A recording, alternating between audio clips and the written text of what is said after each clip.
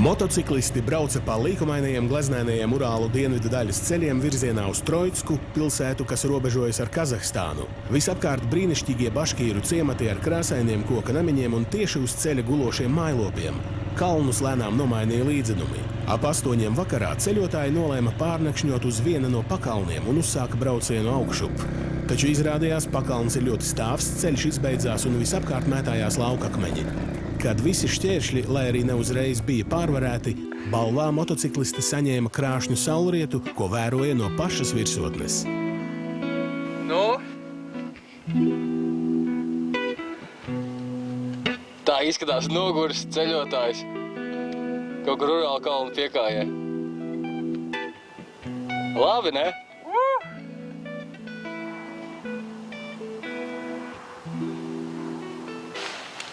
Ceļotāji uzslēja teltis un sāka gatavoties neparastai nakšņošanai. Tuvojoties naktī, viņi iekūra ugunskura un ilgi runāja par cilvēkiem, kurus bija sastapuši ceļā. Katrā ziņā ir godīgi, tad īstenībā nemaz negribās no Krievijas braukt projām.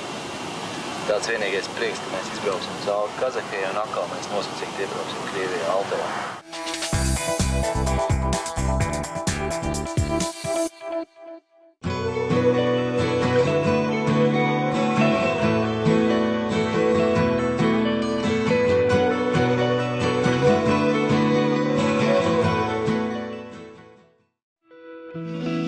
Pulkstenis, piemēram, pēc Latvijas laika ir 3:20 minūtes. Tikai lietus naktī pāri mums līst rīts, kā jau agris rīts. Saproti, ka galva rauj nost. Urālu kalnu pakājai sagaidījuši pasakaini skaistu saulēktu, motociklisti turpināja ceļu. Dienā gaisa temperatūra sasniedza pat +28 grādus, kļuva karsti un smacīgi. Ceļā kārtējā tikšanās.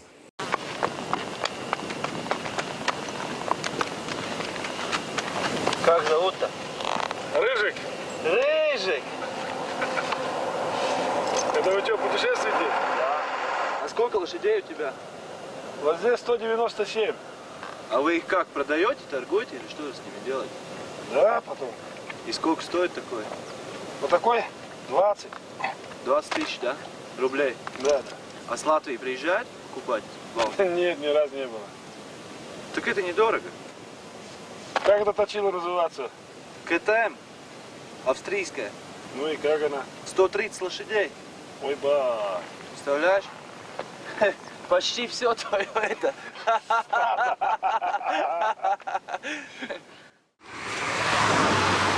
Urālu kalnu vidū apstājāmies, bet degunā iestās starp lietu un vispārējo iestās šašlika garš, smarža. Lai dzīvo Urāli!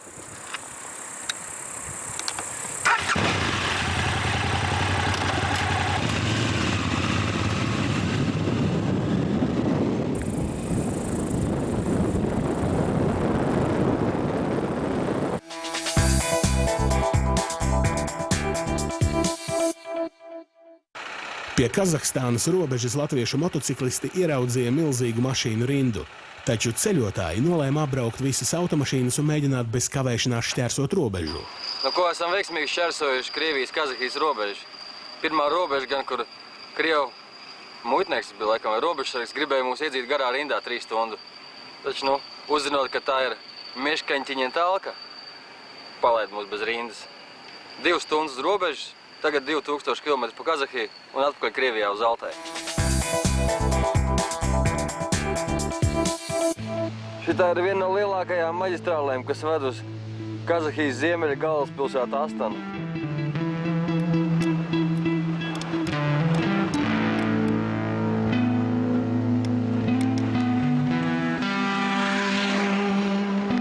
Tās maliņas dažkārt ļoti vilinošas tā, ir sevišķi, ka līst lietus. Abās ceļa pusēs kuplojas bagātīgi miežu lauki. Runā, ka Kazahstānā ir vislabākie mieži, un tieši tagad ir ražas laiks. Laiks ik pa brīžam sabojājās. Lielietus, ceļi neslikti, ātrums aptuveni 100 km/h. Šodien viņi pieveica 660 km garu ceļa posmu, un ap 8 vakarā ceļotāji iebrauca Kazahstānas galvaspilsētā Astanā. Вот они они путешественники, отчаянные парни. Привет, Авstrālija! Gandrīz uzreiz puiši iepazinās ar vietējiem baikeriem, kuri jaunos latviešu draugus zibenīgi iekārtoja viesnīcā, un viņiem par godu sarīkoja vakariņas, kuru laikā Andi un Jāni cienāja ar suņa gaļas ēdieniem. Tik vēla uzņemšana nedaudz mulsināja, bet viņiem lika saprast, citādāk nevar būt. Zupiņu uzēdām no sunīša un arī bija savādākā veidā viņš sagatavots. Kā tev pašam bija? Nekādu vainu, es jau biju ēdis armijā. Bija ļoti garšīgi. Jā. Iepazināmies ar vietējo baikeru. Teica, ka jābrauc skatīties motocross treniņš. Kazahstānā motocross esot nomiris pēc tā brīža, kā Padomju Savienība izjuka. Tagad it kā atkal lēnām atzimstot.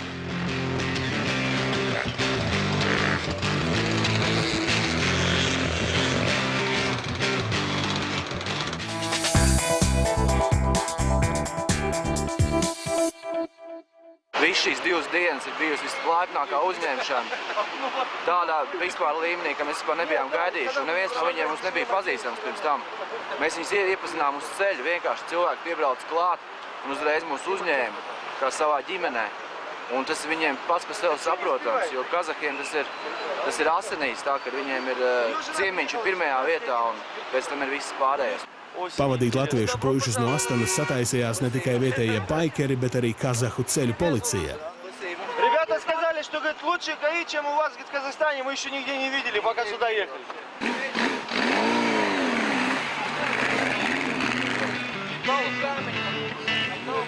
Sajūta bija tāda, it kā visi sen jau būtu pazīstami. Kazahu motociklisti bija gatavi kādu brīdi pavadīt viesus no Latvijas, tomēr viesmīlīgos Astanas iedzīvotājus izdevās atrunāt no improvizētā tālā brauciena. Viņi vienīgi palīdzēja izbraukt no Astanas vajadzīgajā virzienā. Tālāk latviešu piedzīvojumu meklētāji brauca vieni.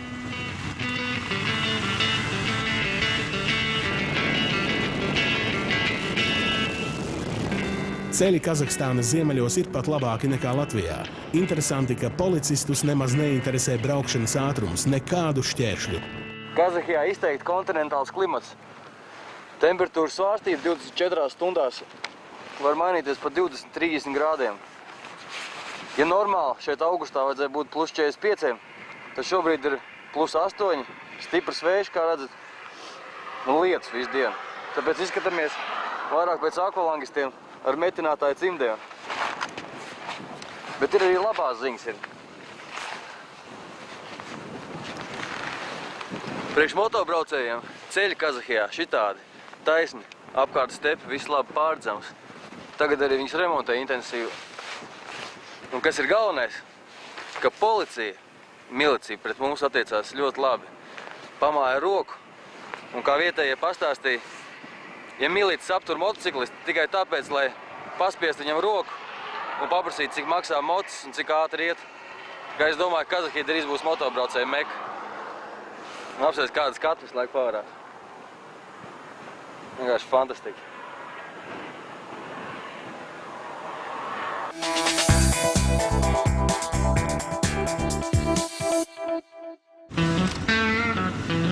Un atkal Krievija. Tagad no Alteja apgabala puses. Ceļi manāmi sliktāki, tāpat arī robežsargu attieksme. Ātri satumsa un ceļotāji nobraukuši vēl 150 km apmetās vecā ceļmalas viesnīcā. 240 тысяч на двоих. Если кто-то ночью заедет, тогда подселим. Если не желает, тогда 540. Drupčikā, da? Jā. Ar smaku var dabūt iekšā tajā kamerā, kas nāk no tās izlietnes. Ir aizdomas, ka šī izlietnē tomēr vairāk čurā iekšā nekā mazgā rokas. Nu tāds mums sanitārais mezgliņš stūrītī, zin kā. Nav siltāk? Nav sildēks. Riku sarkāns rakstīt. Pagaid, viņš teica, lai to lielo krānu atskrūt. Kur ir? Pagaid, skaties. Reku ir. Tu augšā? Jā. Pareizi, viņš šo teica. Es lai pamēģināt.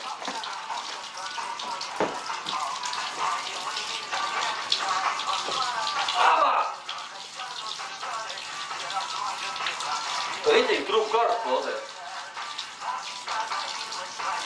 Господа! Jā.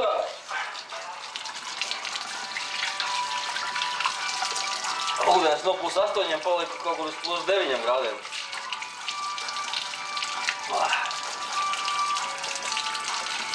Varbūt tāpēc, ka šāda tomēr ir tolēt, nevis mazgājumais.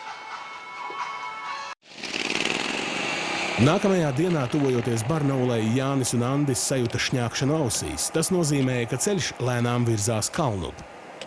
Tā kā ceļojumā Andis un Jānis devās bez pavadoņiem, nepieciešamās mantas, tostarp jaunas riepas motocikliem, viņiem sūtīja no Latvijas.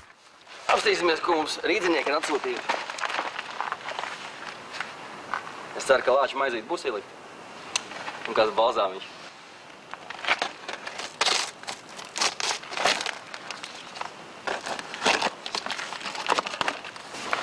Re, kur ir viena lietiņa, kas mums būs vajadzīga pēc nedēļas. Mongoļu sarunu vārnīca. Būs interesanti, es domāju, ar viņu komunicēt. Un kur ir lāču maize un balzāms? Sūtījumu šķirošanai un turpmākā brauciena sagatavošanai nācās veltīt veselu dienu. Tika veikta arī pirmā vēsturiskā eļļas maiņa motocikliem.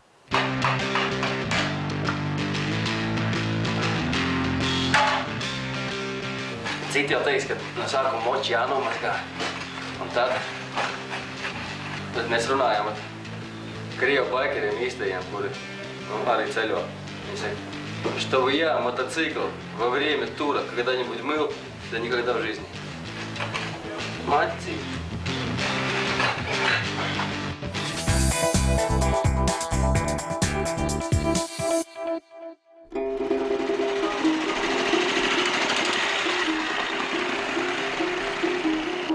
Kilometrus līdz Ķungurai.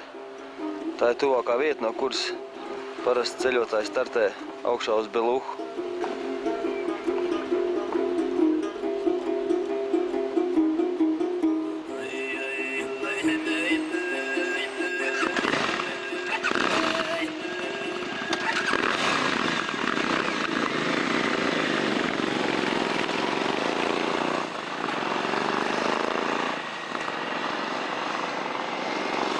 Vieta saucās Ķunguri. Tālāk ceļa nav. Telefona zona ir beigusies. Sakari nav. Elektrības nav. Ir tikai 2 helikopteri, kas simbolizē bijušos Padomju Savienības varenību. No šejienes var veikt kāpienus uz Beluhu. Te bija Gorno Altaiska, no kurienes mēs izbraucām. Iespēja bija braukt pa Čuiskas traktu. Mongolijas virzienā mēs nobraucām pa mazākas nozīmes ceļu. Kā rezultātā var redzēt, kāda izskatās mūsu baizelīši. Un esam nonākuši līdz šejienai. Kazahi ir šeit, Mongolija ir šeit. Aiz Altai apgabala dabas krāšņuma slēpās arī nemazums briesmu. Tieši Altais bija vienīgā vieta visa ceļojuma laikā, kur mūsu varoņi patiešām nejūtās droši. Плати деньги, нахуй, понял, да? За информацию. Ребята, Надо, да? на бутылку, да? Что, иностранец кто такой? Да, иностранец. Все, тебя платите все деньги, ребята. А где Сергей? Vietējo iedzīvotāji, kuri visi kā viens lieto alkoholu, agresīvā uzvedība, uzbāzīgās samaksas pieprasīšana par caurbraukšanu, pavadoņa uzspiešana atkal par naudu, tas viss izraisīja nopietnu saspringumu un bez šaubām sabojāja iespaidus par braucienu. Bet tikai šajā posmā viss beidzās labi. Mutiski izteiktie draudi un pat motociklistu virzienā lidojošie akmeņi paliek aiz muguras. Priekšā neparastā ceļojuma lielākā daļa. Rītā plānojam doties uz Beluhas piekāju, nedaudz apskatīt Rēriha mīļākās vietas. Un viens no piedāvātajiem variantiem bija doties ar šādu te aparātu. Nu, maksā 1000 eiro stundā. To mēs laikam neizvēlēsimies. Otrs ir vecais labais DOSAF lidaparāts. Bet tā kā viņam trūkst viens ritens un arī viena propellera, laikam arī to mēs neizvēlēsimies. Trešais variants ciematā paņemt pavadoni un iet ar kājām, pavadā vadot zirgu. Kārtējā tikšanās šoreiz ar korejieti Juri, un atkal likteņa ironija. Viņš izrādās ir saistīts ar Latviju. А я слышал, ты в Риге бывал? Да, 3 года там жил. Вот Березин Шайвар. К нему приезжал после Афганистана на службу. Там Служил в Афгане, да? Что за, в каких годах? 80-82. А что за провинция? Баграм. А так уже и в Чечне побывал тоже по контракту. А где жил в Риге? На Крышбарана, в центре, где вот недалеко от цирка. Там был. А как ты И там? в Юрмале, и в Шкиротау. Там. А как ты там добрался вообще в Ригу? Ну, говорю, к другу приезжал, однополчанин. И остался там, да? Ну, 3 года прожил, а потом обратно. Учился там, да? Да, на сварщика. Дипломированный сварщик. На ТЭЦ-1, ТЭЦ-2 в Саласмилсе был, работал. Там практику проходил. Потом в Нарву поехал, в Эстонию. Там работал. А по-латышски что-то умеешь? Балдес, гарайс, паланчурпу.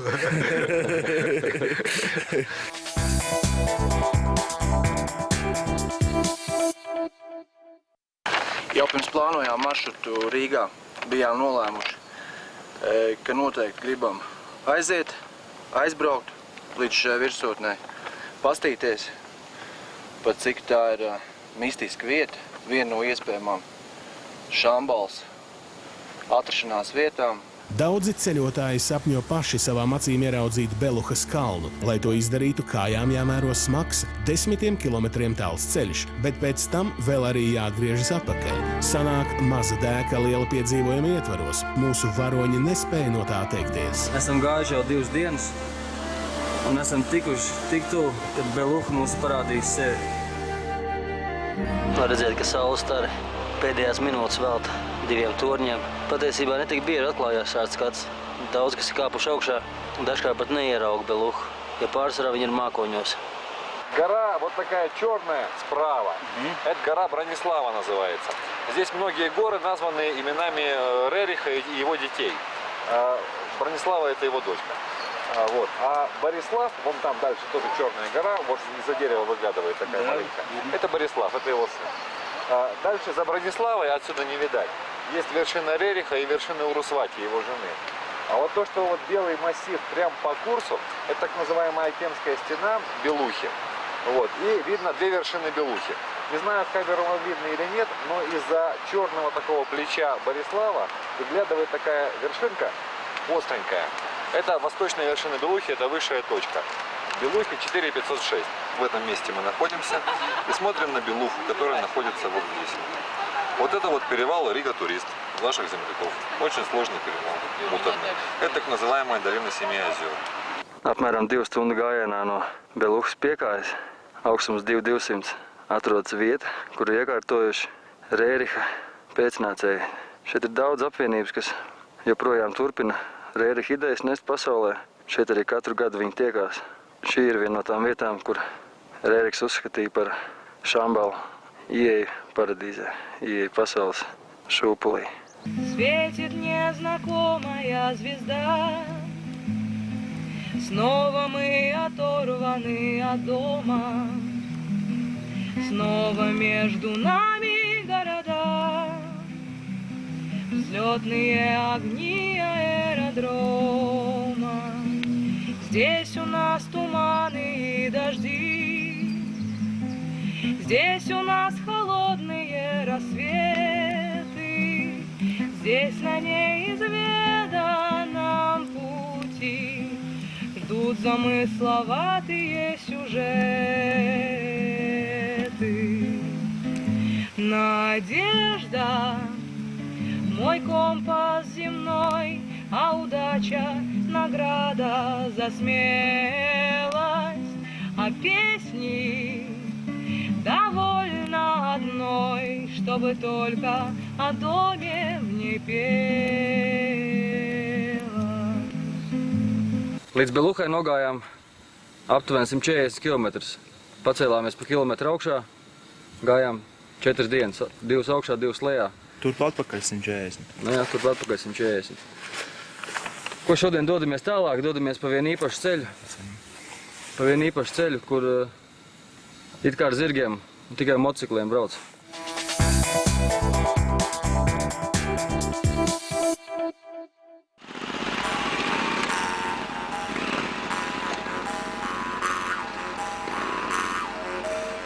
Pārējais šķērsojot esam uzdūrušies vairākus gadsimtus veciem veidojumiem, Krieviski viņas sauc kamenī babe.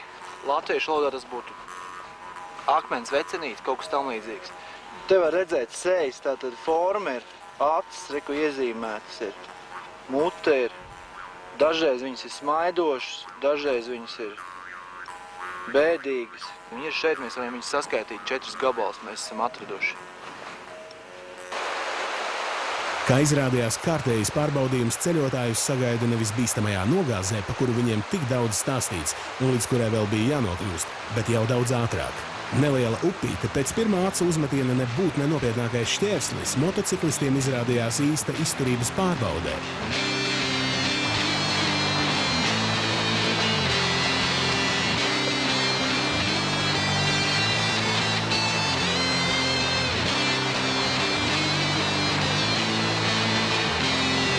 Jānim nācās nekavējoties nolikt video kameru un mesties palīgā upes vidū iestrēgušajam Andim.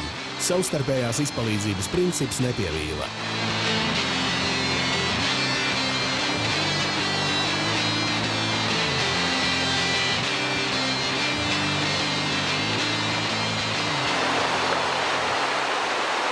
Pirmais burkāniņš un galīgi nevietā. Labi, ka laptops tajā pusē. Viena ir zem ūdens, ne? Tā, ka viņam pilnīgi ēnkurs būtu piesiets aizmugurē. 300 kg. Tās somas ir pa smagu. Baigi smagi.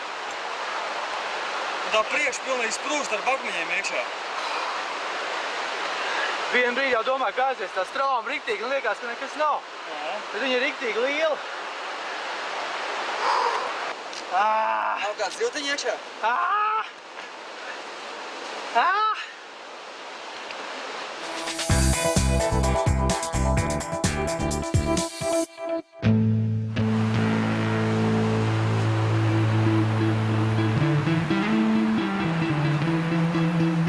Šitas ir tas bīstamākais posms. Tak, vistuvāk piekļaujās kalnam. Līdz šim ir tikai lopi staigājuši.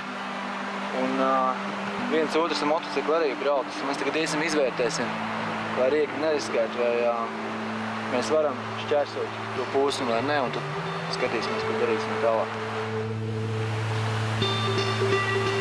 Tālumā redzam taku. Tā tas viss turpinās. Ko domā? Domāju, ka jāpieņem lēmums. Visu laiku ir piespiedis un visu laiku ar kastu varētu būt, ka pāris milimetri jāizvairās, jo slīpums. Faktiski, kurā brīdī aizķeroties kastu, mēs ripojam lejā. Un ripojiens te visās vietās ir labais. Vienmēr sakot, šī taka mūsu močiem nav paredzēta. It kā esot vēl viena taka augstāk. Par šo nebraucam, apstīsim otru. Mums ir vēl viena problēma.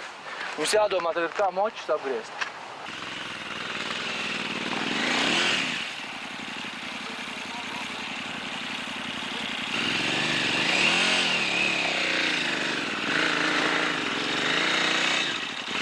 Es uzskatu, ka ir dažādi riski. Attaisnot risku un neattaisnot. Šī gadienā, ar tiem aparātiem, kādi mums ir, un ar to mērķi, kas mums ir, būs muļķīgi tur kāpt augstā rāpties. Jo faktiski ik uz metri ir krambuls. Izpētījām otru ceļu. Nekas sevišķi labāks nav. Aizmugurē 200 kg smagums. Pacēlums ir kaut kā 25–30 grādi. Priekš ceļās gaisā nevar noturēt moci. Kastes gar malām ķer akmeņus. Jebkur pretkustība momentāli kulens. 70% pret 30%, ka droši vien, kad izbraukt, tad cīnītos.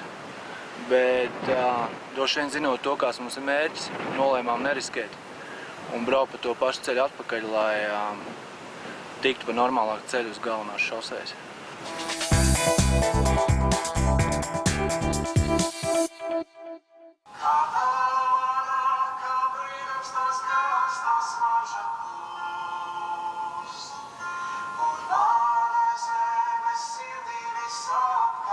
Tāda klusi idille. Rajona centra, Ustkanas centrālajā viesnīcā. Serija BK, šķot номер 013-021. Пиканс Андес, Латвия. Сколько заплатил? Вот так, 150 рублей. Ага. A numuriņš tas te ir pa blatu. Jo? Ir iespējams triķi. Un sildītājs?